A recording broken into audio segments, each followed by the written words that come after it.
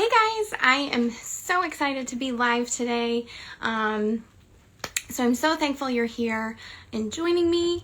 I am going to be sharing a little bit about my experience being on Ocrevus today. I was kind of going around with topics to discuss today, and this is something that comes up. And I noticed a lot of my posts throughout the year are the ones that are focused on Ocrevus. And a lot of people have questions when it comes to, is this the right thing for me? So I thought I'd come live, share my experiences with you guys, and then you can make informed decisions for yourselves. Hey, Kristen. And I want to start with, I am not a medical professional. This is not medical advice, okay? I do have to say that. I am just a regular person who is using Ocrevus to manage multiple sclerosis. My experiences aren't necessarily everybody's experiences, but I want to share them just the same because it's important to feel community, right? When I was first put on Ocrevus, which was, so they started the process in January of 2019, and it took April before it actually went through, and all the insurance and all that, fun stuff we have here in the USA. And so I have been on it now about 3 years. Actually, yeah, it would have been 3 years last month. So these are my thoughts and things on the subject. So, sorry, complete sidetrack. When they first brought it up, I didn't know anybody to talk to about it. This was before I knew that we had kind of this MS community here online. There weren't a lot of websites and things for people to gain kind of community on. I did find a Facebook group that was centered around Ocrevus, but what it really was run by a lot of people who had been in the clinical trials, which was really great to see people having so much success over, 10-year span. But they obviously had more different experiences being in a clinical trial versus what it actually was FDA approved for. And it can be subtle differences such as the drip rate. Those are minor changes. They tried all different kinds of drip rates while the rest of us, they start on this low and slow drip rate for Ocrevus. So I found it really hard to find community. And so that's why I love to share, and I love to just be open and honest. So these are, again, my experiences. Your experiences may be different. You might have a different regimen. There are so many people here who don't take anything for their MS, and that is cool too. So all opinions welcome, no right, no wrong, but I'm not a doctor, so keep that in mind. So, like I said, I have been on Ocrevus for 3 years now, and really haven't had a whole lot of issues with it. So, that being said, the first dose will go through a little bit of a introductory 101 for those who might be thinking about starting it or haven't started it yet. Your first dose, they will give to you in 2 shorter infusions. And this is to make sure you're not allergic to the medication, you don't have reactions to the medication. So your first 2 doses, your first dose ends up being split into 2. And then after that, it's 1 dose every 6 months for as long as it's working. I have yet to meet someone who's moved off of it because it's not working. That's not to say that that doesn't happen, because it does at some point for everybody. These solutions, they're called disease-modifying therapies. They're meant to prolong keeping your MS under control. They don't cure it. So eventually I anticipate that it's no longer going to work for me, whether it be, my body phasing out of things, or maybe I'm processing things differently. Whatever the case may be, I don't know, but that is just my best guess and my expectation. I always like to tailor my expectations to reality versus hopeful scenarios or best case scenarios. I like realistic scenarios just because, this is a disease that historically continues to just get worse. And so going into it with that in mind kind of makes it more manageable and swallowable for me. I know I've mentioned before too, like I completely expect at some point in time I'm going to need some sort of ambulatory device, whether it be a cane or a walker or a scooter, you know, whatever it is. But I live knowing that will happen someday, and that makes it easier for me to cope with when I do get bad news, right? And so hopefully it's not for a long while, but we don't know. MS is new every day, right? It's completely different every day. So first, Ocrevus doses. So my first doses, I actually had super, super low blood pressure. So that is a, what do they call it? Side effect that does happen, and it's a little bit less talked about because people always, you know, worry about high blood pressure, but blood pressure is a thing, and I experienced that in my first 2 doses, which is a sign of a side effect. However, it worked in my favor because my doctor told me that when you have things like that happen, it shows insurance that you need to have your treatment done in the hospital. And I know a lot of insurances, to save money, they're sending your IVs home, and they want you to do it at home and insert your IV properly and hang it on a pole in your bedroom and your couch. And I'm not comfortable doing that. Some of you might be, and power to you, but I could never do that on myself, right? Like other person, sure, not myself. And my husband's a bit of a weenie. Like, he does not like blood needles, anything, so he's definitely not doing it either. So that low blood pressure, you know, was able to show our insurance company, hey, she needs to be under medical supervision the whole time, just in case this happens again. So that is a positive that can come from these side effects. And I know probably the most common is hives. People are getting hives, rashes, itchiness. That's the one I hear most people having, which again, when you have your infusion, they're going to give you high doses of Benadryl, you're going to get steroids, all these kind of pre-drug treatments to combat that, and sometimes it still happens. And, you know, it's 100%, like, if you have hives and you don't feel comfortable taking it, 100% tell your healthcare professional that, because in our arena of life, we really have to be our own best advocates, because at the end of the day, medical professionals are still there to serve us. It's not always up to them. They can tell us what they want in their medical opinion, but it's still your body. And I have declined many medications that I just did not feel comfortable taking, or I didn't want to, you know, add one more to the list, right? So 100%, if you're not comfortable, don't take it. Yeah, I see somebody saying, Alex, is your name Alex? I think it is. That her throat was closing and she was getting an itchy rash. Yeah. I hear about that all the time. You are not alone. So 100%. So taking the steroids. So the steroids, that's probably the part about treatment that I hate the most, because I'm that person that gets roid rage. And it's so funny because after, you know, my first couple of treatments, I'd come home and I just wanted like greasy giant burgers. Like, I ate everything in sight, and I'm like, oh, it's probably the Solumedrol, the steroids. And then I noticed for like a week period after, I have trouble sleeping. I'm sort of like going around the house like Hulk smashing, like just totally on edge, high strung. So I do find that I have trouble with the steroids. And again, that kind of goes back to where we were just saying, like, you have to be your best advocate, right? In the few times that I feel like I've had a flare-up, I have not gone to the emergency room or call my doctor, because I know that they treat flare-ups with steroids, and that's not something that I'm interested in doing because of my personal preferences. So that's probably my least favorite part. I let them do it while I have the treatment, just because I don't know what my body would do if I didn't have it while I'm having treatment, right?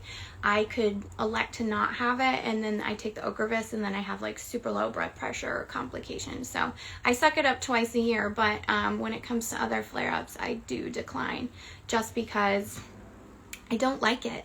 I don't like it at all. And I've been on steroids for sinus and nasal things like my whole life. And, you know, that is its own thing. Like in high school, I never understood why I would, you know, like fluctuate 10 pounds every other week. And I'm like, oh, it's the steroids I'm taking. So you live and learn. Yeah. Maggie saying she was fighting everybody with her steroids. Yeah, I feel you. That's me. My husband's like, I'm just going to avoid you for a week and just call us when you're done being crazy. So, steroids. Okay, so you have your first 2 treatments. You got your pre-meds, Benadryl, and steroids.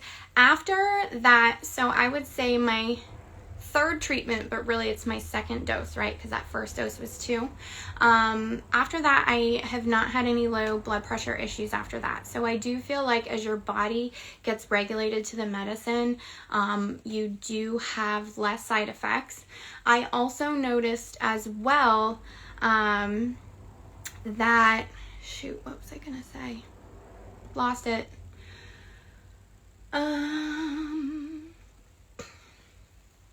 Low blood pressure, treatment, I don't know, it'll come back. Anyway, so I noticed over time I was having less high, so after the first treatment I was okay, but the 2nd treatment, that 2nd half dose knocked me on my butt. Like I was so tired, like it took me all weekend to recover, and I 100% think that because it was because the drugs were officially kicking in and like wiping out the rest of my immune system. And so I felt really down and out. But after that, like I've never felt super tired, super worn out, anything like that. I always get my treatment on a Friday and I'm fine the rest of the weekend. And so I have noticed over time that that kind of evens out, and then you know, reactions have sort of evened out for me.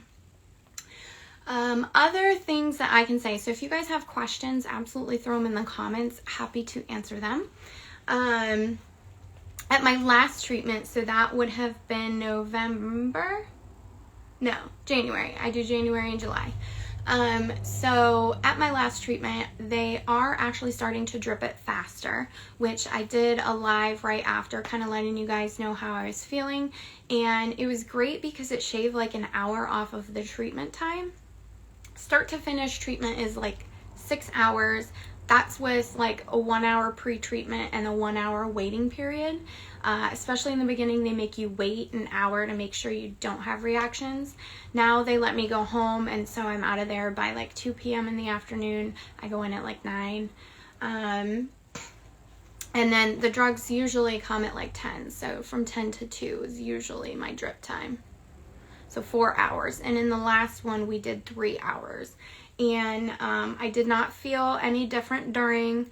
I was a little bit tired after, I think I wanted to say, but I was also trudging through the snow. It snowed here, so that could 100% be the reason. But not everywhere is doing faster drips, so definitely talk with your healthcare, you know, professional if that's something you're interested in, or if you've been on it a while and you're like, oh, this takes forever. I don't know that I'd go faster than that, but it's hard to say. I didn't even know that they had increased the drip rate until I was there. They're like, hey, you know, so you've had no issues, so you want to try it? And so it worked out great, and, you know, I'm happy keeping that pace at the next few ones. So have you experienced leg arm pain? I started in January, and the past few months I've had awful limb pain. So I have had pain like that prior to Ocrevus, Julie, so it's hard to say if it was causing it or not. I did notice increased back pain within like the 24-48 hours after I have an infusion, so you know, it's entirely possible that it's connected. When I googled it, you know, a few people complained. Again, it's hard to say because sometimes side effects are completely different with everybody. But if people are reporting back pain, 100% people could be reporting leg and arm pain. So the way it works, and you know, I'm sure your doctor explained it to you. However, for those who have not had this conversation with their doctor, and I will do a quick kind of basic mechanism here. So Ocrevus wipes out your B cells. And so your immune system is made up of two categories. So you have your B cells and your T cells. Your T cells are your fighter cells, and your B cells are your memory cells. And so the way they kind of work is, say you come in contact with the flu. Your B cells are kind of like the guards, right? They recognize, oh, we've seen this before, and we need to send the army to go take care of it. So the B cells see it and alert the T cells, and the T cells go out and, kill your flu virus. And, sometimes you don't even get sick. Sometimes you do, but it's not that bad. In people who are taking Ocrevus, it wipes out these B cells. So you essentially have no immune memory. So you have these T cells in your body who can still go out and fight. This is why, we are still able to fight things off. However, we don't have the guards at the gate. And so the way I've seen it show up in my body is, we'll say a cold, for example, because that's a really easy, great example. I have two small kids. They go to school. They're gross. They lick things. They snot things. Like, kids are kids. And when I kiss them goodnight, if they have any inkling of a cold, I will get bronchitis 3 days later. Because I'm kissing them, their cold is getting into my body, but I don't have the guard to say, hey, there's something here that needs your attention, T cells. And so instead, the virus floats around my body a few days before these guys are like, hey, that looks funny, let's go take care of it. And so it's a delayed response. And so I find that things escalate quicker. So in a simple cold, it could be bronchitis or pneumonia for me. Or, if you have a simple UTI, all of a sudden it's a full-on bladder infection. And so that's how you have to be mindful of this. How it relates to muscles, I don't know. But I have felt back pain, lower back pain, directly after my infusions for sure. And a lot of people have asked too, in terms of things like COVID, like how does that make you feel? At first I was very, very scared because we didn't have a lot of data, and still even so, right? I don't have those guards to say, hey, there's a foreign, substance here in your body and we need to take care of it. And this is why, the MS community, particularly those on drugs like Ocrevus, we got to hand wash more. We have to do our part, not for other people, but for ourselves, right? Like, I tell my friends, it's an open invitation, but I'm like, if you're sick and it's not even about coronavirus, it's anything, like, just cancel on me. 100%, I don't mind. You're going to do both of us a favor. So keeping in mind that you don't have that immune memory. And that in mind too, I also have elected not to have, boosters and vaccines and those things, which I will get to more of that story in a minute. I see there's a couple questions popping up, but, so yeah, actually I'll just roll with it right now. So, before I lose that train. So we have no memory. And so what I have found, so I went in, this is my first year on Ocrevus, so 2019. I'm a regular flu shot person. I get it every year. And I asked to get a pneumonia shot as well. I've had pneumonia in the past. I was really, really sick, and this was previous to MS and Ocrevus. So I'm like, you know what? I don't want to risk it. I don't want to go there. So I had the flu and the pneumonia shot, and I left my primary care. It was a Friday. I left there at, actually no, it was a Thursday, at 3 p.m. Or no, 4. My appointment was at 3. I left at 4. I came home. We had our kids from school. We didn't go anywhere. We went straight home. And I took a shower. That was kind of what I did when I went into the hospital, and still do because of germs. I feel better taking a shower. And I noticed that I started feeling really hot. And I was like, all right, no big deal. Like, normally on the flu shot, sometimes I run a low-grade fever. You feel kind of achy, no big deal. Went to bed. I woke up in the middle of the night. I had 104-degree fever. Nothing would touch it. I tried taking another shower. I tried, Tylenol. Motrin, everything, nothing would bring it down. So I called the primary care the next day and I was like, hey, like, I think I'm having a reaction to these shots. You know, what can I do? And because of COVID, they're like, well, you could have got COVID, so you can't come back. We can't, you know, give you a steroid or whatever to help. Which was stupid because I was like, I left your office. I came straight home. I've been home. I haven't moved out of my bed because I can't move. So that was really irritating and frustrating for me. But the only thing that has changed over that time was that I am now on Ocrevus. And so what I believe to have happened is without those memory cells, right, my body didn't know that it has seen the flu and the pneumonia virus before. It didn't know. And so the T cells overly attacked it, creating the fever, the aches, you know, the dizziness. It over-attacked because it thought it was an actual assault versus just a routine vaccine. And so since then, I've elected not to have any because I don't want to go through that again, especially considering, you know, the doctor's like, oh, well, you can't come back because it could be COVID. And I'm like, I didn't develop COVID in 15 hours, but whatever. So that is my experience with this. And then to back that up, I smashed my finger last spring. So this was 6 months after that first occurrence. And I had to get a tetanus booster because it was, you know, yard debris in it and whatever. And after receiving the tetanus booster, the DTaP, my heart was racing so hard.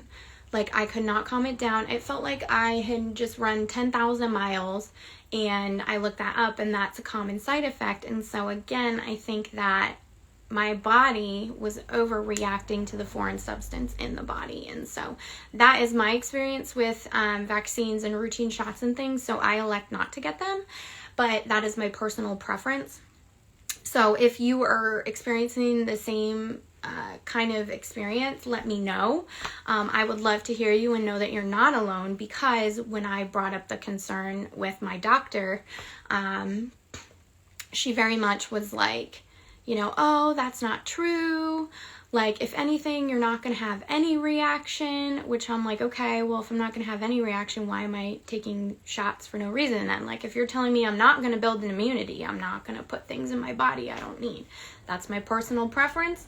I like to go the more natural route before going the heavy duty route. So, but what I had found, to wrap this in a nice, pretty little bow, what I had found is that, I was reading the research, so I've been following the research about how COVID and Ocrevus are working together, it being FDA approved, because my doctor was pushing it very hard, but it hadn't gone through the phase 3 trials of people on Ocrevus yet, and so I was like, I don't like to be the guinea pig, that's not me. But they had found similarly that there is this group of people in the trial that were having these aggressive overreactions. And so that sort of validated me and my thoughts and my, you know, how I sort of strung things together, where my doctor was like, yeah, no. So, you know, they did find people who had no reactions, like they didn't get any immunity, but then they had people who had this aggressive overreaction. And so I'm that type that falls in that aggressive overreaction camp, and I elect not to at this point in time. I tell them all the time, you know, if I end Ocrevus, we can discuss it then when it's not gonna affect my body. So that is my take and experience on that, if that is helpful for anybody. So let's see, I'm going back. So Julie was saying that her neurologist was not sure why she had leg or arm pain. Could be the MS, but she wasn't having pain prior to infusions. So if you find that you have pain with your infusions, definitely throw it in the comments. I'm sure Julie would love to connect with you and kind of share experiences, because there's nothing worse than feeling like you're going crazy. And I feel like that's a lot of us with MS sometimes.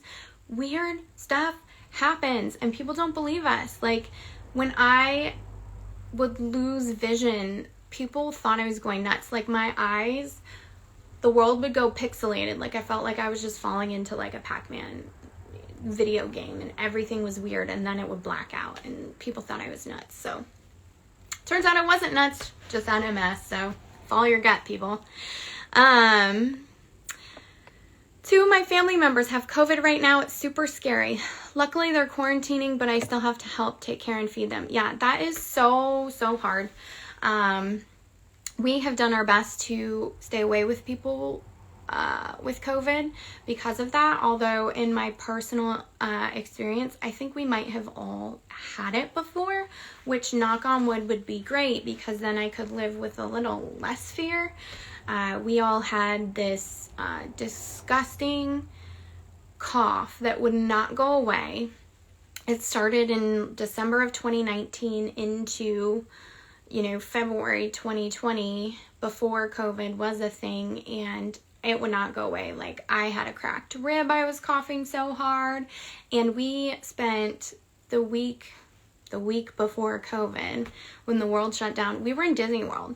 Like, my kids were licking the airport floors, like, being gross. So if we didn't get it then, like, I want to say that we had it, and that would make me feel better knowing that, because we're constantly playing this like avoidance issue to avoid it because we don't know how I would react, right? And we don't necessarily want to find out. So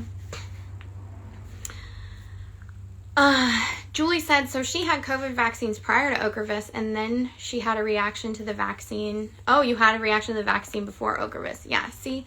So if reactions are happening prior to Ocrevus, I don't want to mess with what could happen because I've had reactions to something as simple as the flu shot, which I get every year. So 100%, I get it. I appreciate you sharing your experience too. That's always helpful to help make informed decisions and stuff. So other things we can talk about. So if you guys have questions, again, throw them in the comments. I want to talk about a couple of other things that I've noticed in my experiences. And the first is, so Ocrevus is not okay for people who have hepatitis B, which I did not have until I started doing the pre-testing for Ocrevus, and I would get a positive antigen, which is active virus circulating in your blood. Now, I'm not out there doing intravenous drugs. I'm not, like, my last tattoo was, I don't even remember, 2014. So really low risk factors. And the first doctor who saw me just would test it until it was negative. And he actually could have really put me in a life-threatening position because after a year, they retest before every Ocrevus treatment. It was still positive. And so I asked for a second opinion, and they sent me to a liver specialist in particular. And he let me know that in our state in particular, and I live up north in Connecticut, that it's very common. The most common ways people get hepatitis B here is through tattoo shops. And that what appears to be a clean shop generally isn't, is what they're finding, because the hepatitis virus lives on surfaces longer than any other virus out there. Even when you're putting it in cleaning solutions, it has to be a certain amount of time for it to kill the virus. And so he was like, you probably picked it up there in passing and you didn't know about it until you started Ocrevus for sure, because it, puts your immune system down, and so all these natural things can ramp up. But I had at first tested positive prior to starting Ocrevus, and so I was sick with something else. And so he was like, your immune system was already high, and it probably allowed it to break through to the surface. Or it was it acting up, and that's why you were feeling down. So I am probably one of the very low percent, like it's probably like 1 or 2% of people, because you're not really supposed to be on Ocrevus if you have hepatitis B. You're not supposed to be on any immune suppressants. And so because I'd been on it for 2 years, when they finally officially got to the bottom of it, they started me on some antivirals, take them every morning, not a big deal. The first one I had side effects, but it was a high dose, so they bumped it to a low dose, and I've been fine. And knock on wood, I think too, this is partially why I have not had COVID that I know of. because I take antivirals daily. And so, you know, I look at it as a blessing in disguise, because it's kind of a scary time, right? Like we were saying, you just don't know how it'll go. So that is a fun fact that came up because of Ocrevus. And then another is shingles. So I had shingles when I was 18, very small case, like it was a couple of dots on my stomach, not a big deal. And so I didn't have it any other time actually. So I had chickenpox as a kid, I had shingles at 18. And then when I started Ocrevus, I noticed when I would catch something, whether it be my kid's cold or what have you, I would start getting these shingle spots. And so that's how I know that I've picked something up and my immune system is hyperactive right now, because the shingles will break through. And when I was saying that I think we all had COVID in 2019, early 2020, I had a big breakout of shingles at that point. And I knew, I was like, I'm sick with something. I don't know what it is. Like, I just have this cold and cough. But so that sort of validated that story too. But if you see an increase in shingles or an outbreak because of Ocrevus, it's something that I'm hearing more often than not is pretty common. So no need to worry about it. It just sucks. It's annoying to me. They feel like itchy bee stings that are on fire. That's the best way I can explain it, like a fire ant bite. So yeah, good times. Let's see. All right, we've been to Disney twice since COVID. We didn't get it then. Now my son got it from school. Horrible outbreaks right now in his school. Oh, that stinks. I've heard of a few people getting them at school. We have gone to Disney twice too since COVID started, and then we were there when COVID started. So I guess 3 times, and all times, knock on wood, we've been all right, but you always have to be careful. I wore masks on airplanes before COVID because of Ocrevus, so it's just one of those things. You have to be mindful of what you're doing. And for me, like, I touch my face a lot, and I have to remind myself not to.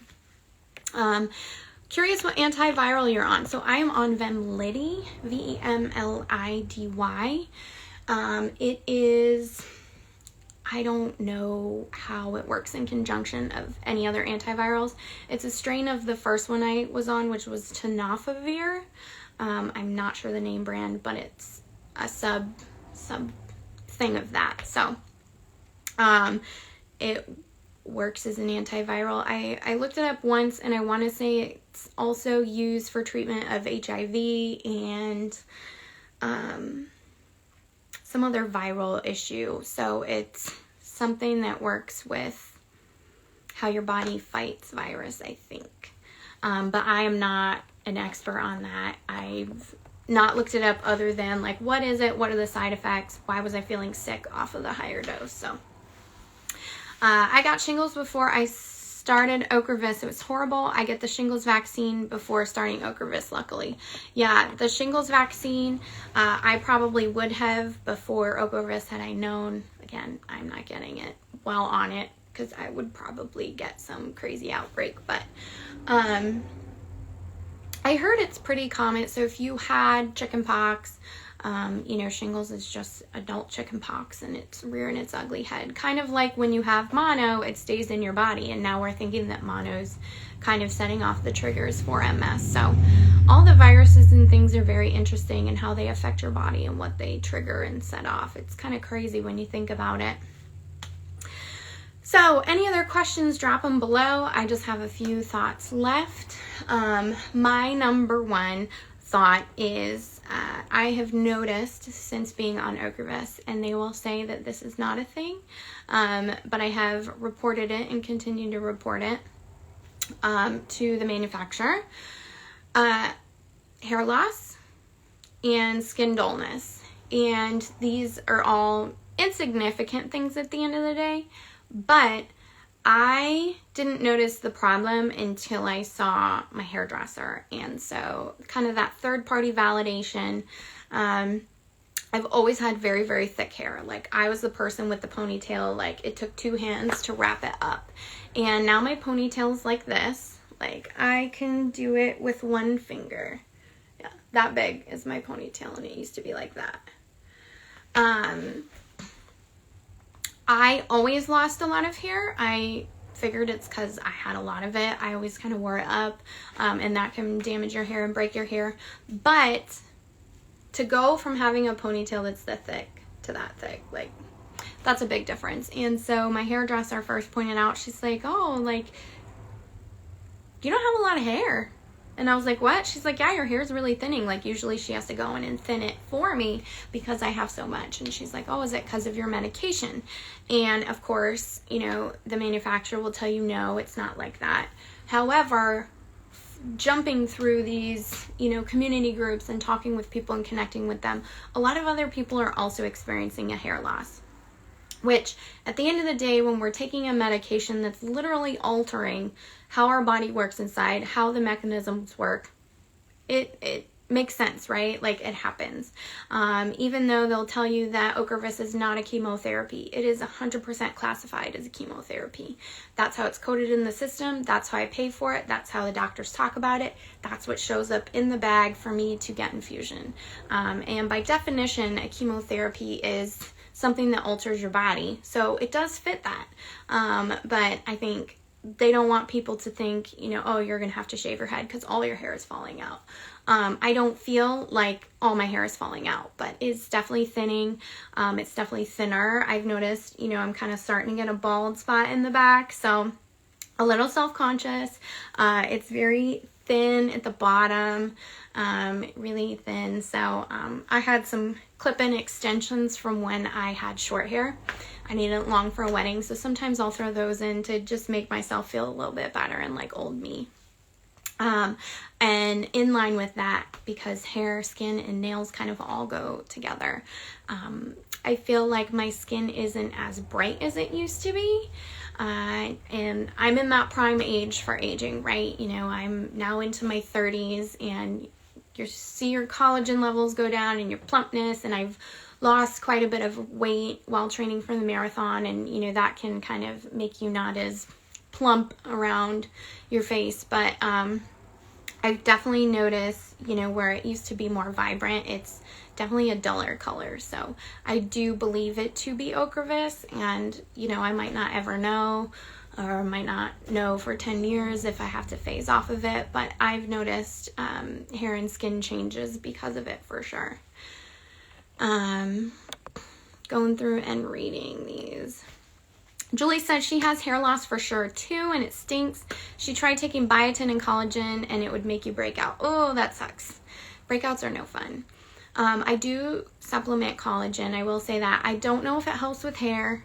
I don't know if it helps with skin. I started it for joint pain. I get a lot of joint pain, and I do notice the difference there. So I actually buy keto collagen creamer. Actually, it's probably not even keto, just collagen creamer. I was getting it at Thrive Market. I did not renew that membership, so I just switched to Vital Proteins. Got it on Amazon, and I don't like it as much as the other. It doesn't dissolve as good, but when I'm taking my collagen every day versus not, I can feel it in my knees and my elbows for sure. So that is my experience there. I don't know about biotin, but I'm sorry that you for sure had a breakout. That's the worst. The worst. And then Julie also said that her neuro warned her about hair loss. So that's really interesting. And that's kind of what I found is like every doctor is different and they'll all tell you different things. And I kind of get that on the regular, right? So I see a neurologist for my migraines, but then up here we actually have MS specialists and they only deal with MS. And so it's interesting to hear their differing of opinions, but that's really interesting that they warned you about hair loss, because mine were 100% like, no, you're not going to lose your hair, this is not chemo, you're not, you know, going to have all these issues. But I mean, the reality is that is what's happening. I don't think there's the same kind of nausea that you get with chemo, although I will tell you guys, I've had the craziest nausea since August of last year. So I'm having a really hard time eating because it seems like almost everything I eat makes my stomach upset. Sometimes I'm sick, sometimes I'm not, but you know, nobody really wants to address it and nobody can really get to the bottom of it. Could it be Ocrevus? I guess. I don't know. But, you know, the next time, because we don't have whole body doctors here in the US. I wish we did, but to wait to see some stomach guy, I have to wait till October. So, you know, I'll just be over here suffering through salads. And I eat really clean too, so, you know, it's not like it's, I don't eat dairy, I don't eat gluten. It's not like it's any of that stuff. It's not like it's junk food. It just like all of a sudden started and never went away. So hopefully it's nothing, but it's super, super interesting. All going back to your point, Julie, that yeah, everybody kind of has a differing stance or opinion on Ocrevus. So again, that's why I thought I'd share, right? Because we don't know what we don't know. But it's nice to kind of feel that feeling of community because yeah, my doctors were like, oh yeah, it's not going to affect your hair. You're fine. So I feel super validated right now. It's not just me. It's not all in my head. Like, you know, my mom's like, oh, well, you're aging. It's because you're aging. And I'm like, Mom, I didn't go from having a full head of hair at 25 to a quarter of the hair at 31. Like, that didn't happen. So, super, super funny. So, yeah. Nothing else. So if you guys have more comments, anytime, send them my way. Anytime, share them below. I get a lot of messages too. I'll touch on this before we leave, but people ask me about pregnancy and Ocrevus. If you're pregnant and on Ocrevus or super scared or you want to have kids. I had my kids prior to MS, prior to Ocrevus, although having kids definitely led to flare-ups that helped in this diagnosis process, which we can talk about a whole nother day if you guys want to. Just let me know if you want to hear that. But